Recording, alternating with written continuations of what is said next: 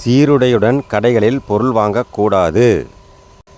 8ஆம் வகுப்பு மாணவியின் தைரியம் பாராட்டுக்குரியது.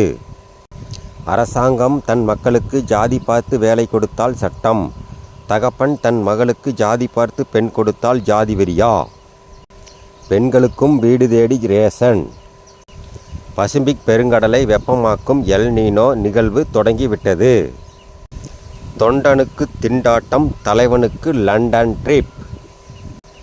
கற்பனை: திமுக ஒருவேளை வெற்றி பெற்றிருந்தால். Say no drugs. கரை புரளும் பவானி ஆறு. பாகிஸ்தான் இராணுவம் எங்கள் கையில் ஆயுதங்களை கொடுத்து விட்டது. தாவேகா எம்எல்ஏக்களிடம் பேரம் பேசிய விவகாரத்தில் மேலும் 6 பேர் கைது.